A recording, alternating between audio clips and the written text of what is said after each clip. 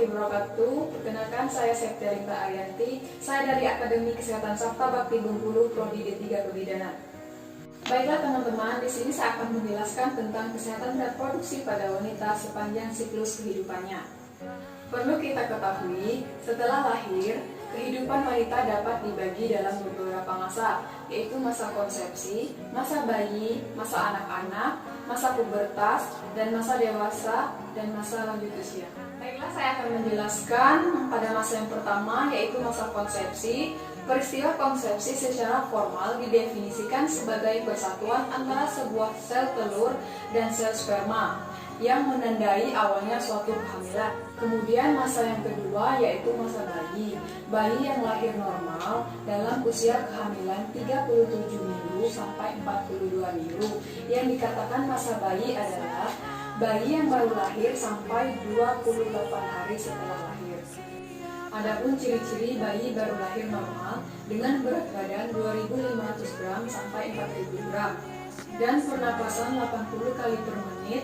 Jika bayi sudah tenang, turun menjadi 40 kali per menit. Adapun refleks-refleks yang sudah terbentuk yaitu refleks sucking, swallowing, rooting, dan moro. Kemudian masa yang ketiga yaitu masa anak-anak. Pada masa ini perangsangan oleh hormon kelamin sangat kecil. Kadar estrogen dan gonadotropin sangat rendah. Karena itu, alat-alat genitalia dalam masa ini tidak diperlihatkan pertumbuhan, yang berarti sampai permulaan pubertas. Pada masa anak-anak sudah nampak perbedaan antara anak pria dan anak perempuan, terutama dalam tingkah lakunya. Tetapi perbedaan ini ditentukan terutama oleh lingkungan dan pendidikan. Kemudian masa yang keempat yaitu masa pubertas dan masa remaja. Pubertas merupakan masa peralihan antara masa kanak-kanak dan masa dewasa. Tidak ada batas yang tajam antara akhir masa kanak-kanak dan awal masa pubertas. Akan tetapi dapat dikatakan bahwa masa pubertas diawali dengan berfungsinya ovarium.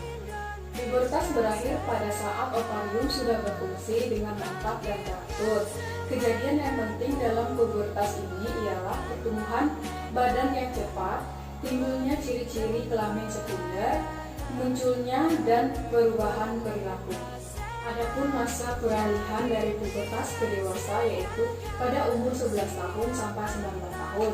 Dikatakan remaja awal yaitu umur 11 tahun sampai 13 tahun.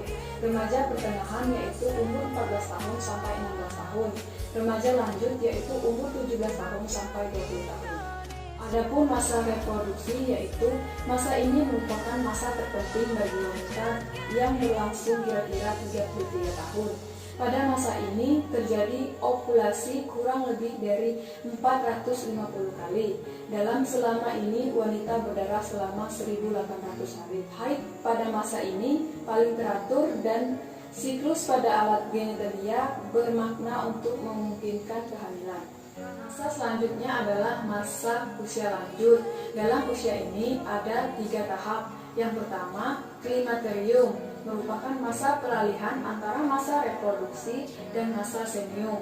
Klimakterium bukan suatu keadaan patologis, melainkan suatu peralihan yang normal yang berlangsung beberapa tahun sebelum dan beberapa tahun sesudah.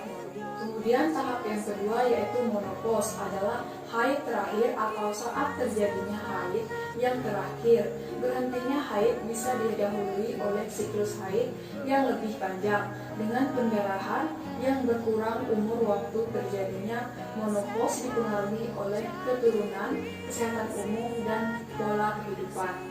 Terjadinya menopause ada hubungannya dengan menarche, maka dini menarche terjadi makin lambat menopause timbul. Adapun tahap yang ketiga yaitu senium. Yang mencolok pada masa ini ialah kemunduran alat-alat tubuh dan kemampuan fisik. Sebagai proses menjadi tua, dalam masa kesenium terjadi pula osteoporosis dengan intensitas berbeda pada masing-masing wanita. Baiklah, saya akan menjelaskan tentang faktor-faktor yang mempengaruhi siklus kesehatan wanita. Faktor-faktor yang mempengaruhi siklus kesehatan wanita, yang pertama, faktor genetik merupakan modal utama atau dasar faktor bawaan yang normal, contohnya jenis kelamin, suku, dan bangsa. Adapun faktor yang kedua yaitu faktor lingkungan. Komponen biologis misalnya organ tubuh, gizi, perawatan, kebersihan lingkungan, pendidikan, sosial budaya, tradisi, agama, adat, ekonomi, dan politik. Kemudian faktor yang ketiga yaitu faktor perilaku. Keadaan perilaku akan mempengaruhi tumbuh kembang anak. Perilaku yang tertanam pada masa anak-anak akan membawa dalam kehidupan selanjutnya. Baiklah, itu saja video dari saya. Semoga bermanfaat untuk kita semua. Jangan lupa like, subscribe, and comment. Dan share. Terima kasih. Assalamualaikum warahmatullahi wabarakatuh.